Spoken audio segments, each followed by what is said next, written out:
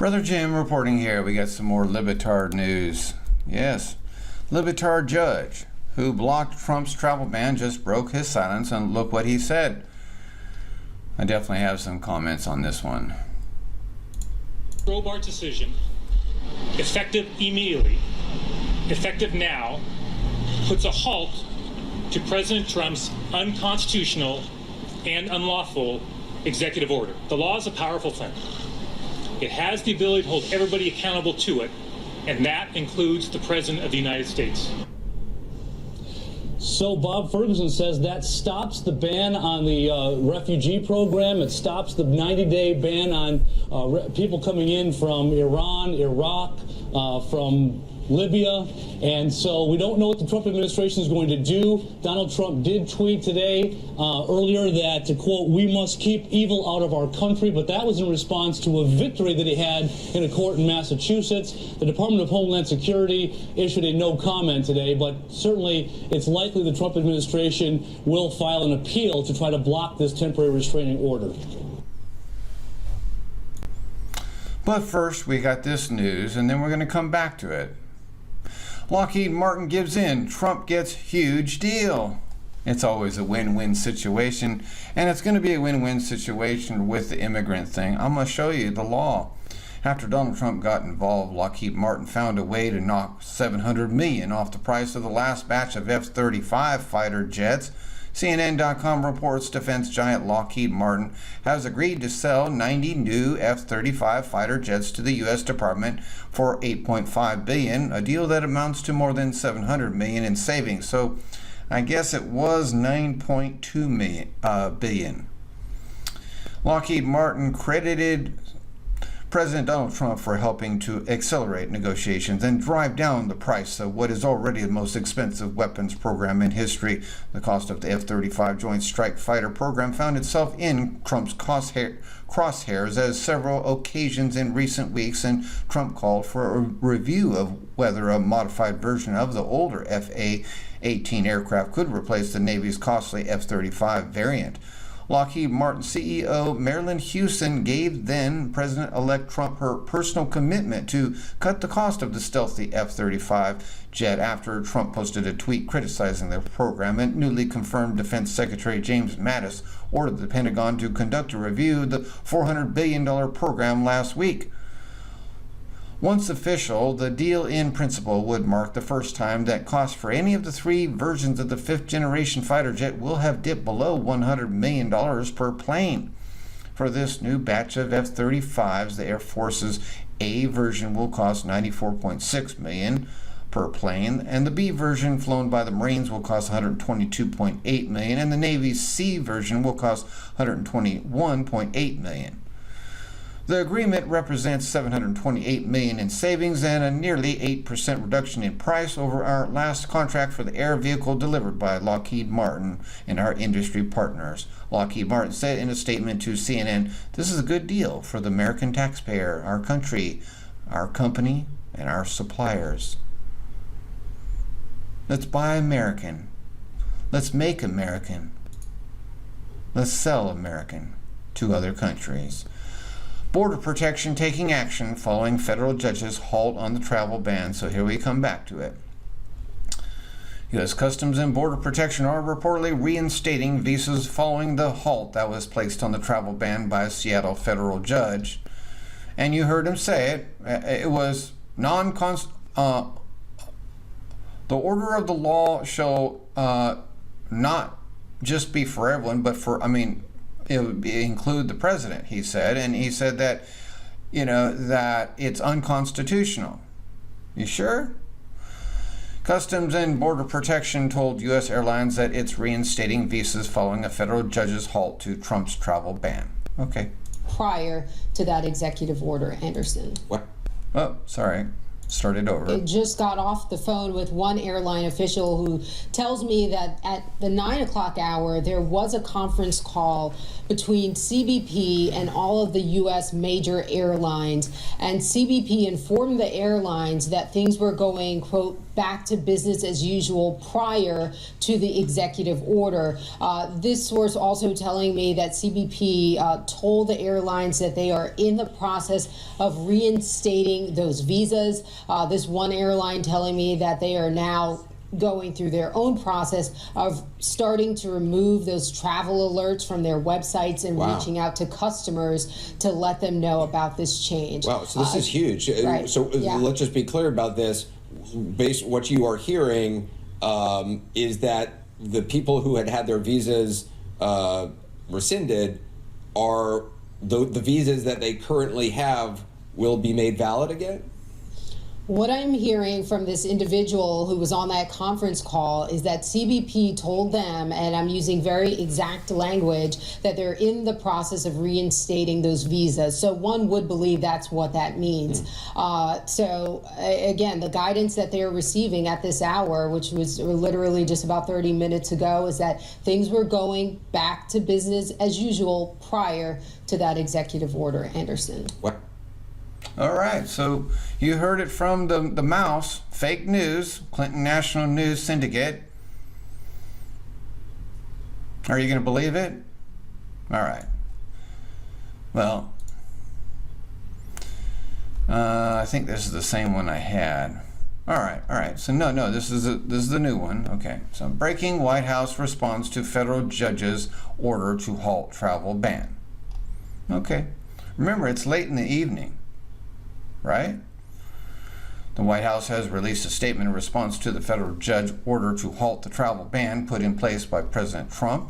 White House Office of the Press Secretary for immediate release, February 3rd, 2017. At the earliest possible time, the Department of Justice intends to light an emergency stay of this outrageous order and defend the executive order of the President, which we believe is lawful and appropriate. The President's order is intended to protect the homeland, and he has the constitutional authority and responsibility to protect the American people. As the law states, whenever the President finds that the entry of any aliens or of any class of aliens into the United States would be detrimental to the interests of the United States, he may, by proclamation and for such period as he shall deem necessary, suspend the entry of all aliens or any class of aliens as immigrants or non-immigrants, or impose on the entry of aliens any restrictions he may deem to be appropriate. Now, I am not a college person, but I just kind of like listen to the news, probably because I report it an awful lot. But they've said it over and over and over and over, these two laws that give them the right to stop Donald Trump. So let's go over those two laws. Okay. Here from Cornell University Law School, 8 U.S. Code 11-1182, inadmissible aliens. Okay, to start off with, classes of aliens ineligible for visa or admission, except as otherwise provided in this chapter, aliens who are inadmissible under the following paragraphs are ineligible to receive visas and ineligible to be admitted to the United States. Okay, so it's all these, but we have to go way down here to 3, subsection 3, which is way down here, security and related grounds. Then we go down to B, terrorist activities. Wasn't it terrorist activities is exactly what Donald Trump is talking about? Yes.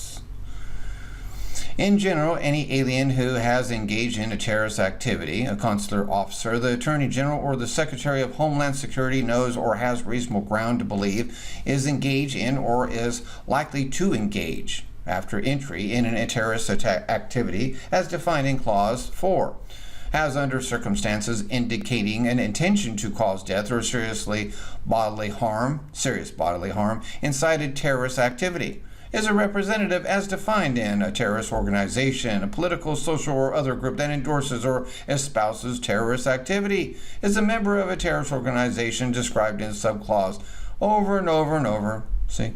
Okay. Now, so you can see that the president has the right to stop anyone from coming into the country under these subsections. So the second thing thing that they always pull up is this 1965 Immigration Act that banned races from prior to 1965. They were saying they were banning races from being immigrated into this country. Okay, so here we have from the New York Slime or New York Times telling you fake news, Trump's immigration ban is illegal. And they talked about this, and as we scroll down here, Mr. Trump, it says, appears to want to reinstate a new type of Asiatic barred zone by executive order, but there is just one problem. The Immigration and Nationality Act of 1965 banned all discrimination against immigrants on the basis of national origin. Now, just by their own words, you don't even have to go to the law, but just by their own words, they proved themselves wrong. Basis of national origin, replacing the, banned all discrimination against immigrants on the basis of national origin, okay, replacing the old prejudicial system and giving each country an equal shot at the quotas. Okay, so they had quotas for a certain amount of people, okay? And so they're talking about national origins. This has nothing to do with terrorists, okay? The context of this is nothing to do with terrorists. This has to do with racism, okay? That's what they're trying to do, this discrimination against immigrants on the basis of national origin, okay?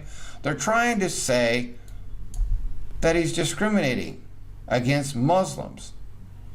But this isn't even talking about Muslims, is it? It's talking about national origin, just by their own words. And if you go here, it goes right here, and then you can click here for the full text, which is, well, that's not it. Yeah, right there.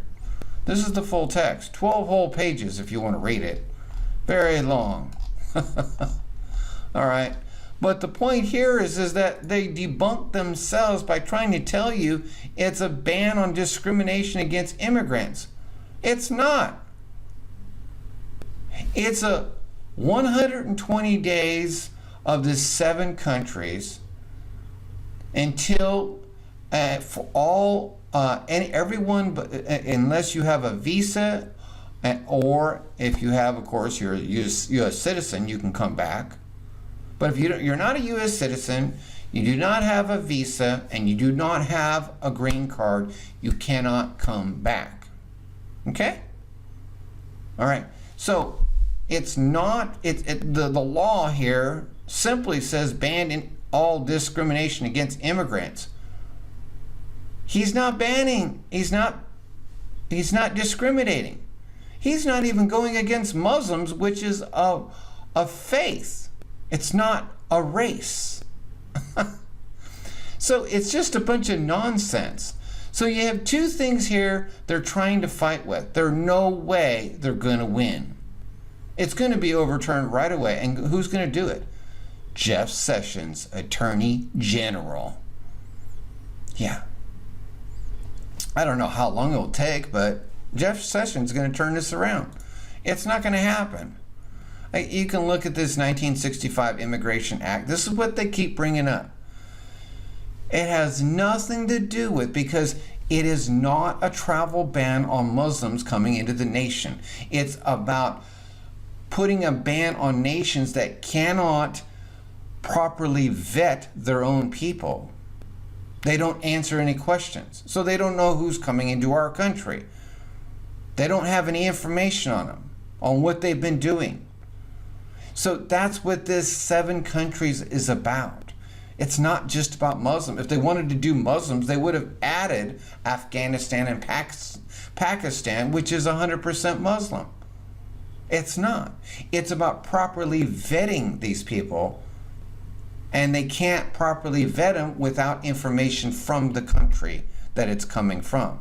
So these 7 countries are noted as having a barbaric vetting system. They don't know what their people are doing. Okay? Has nothing to do with race, nothing to do with saying Muslims. So they have nowhere to stand on. And this lawyer who did this out of Seattle, he's a nutball. You know, he's not going to last at all.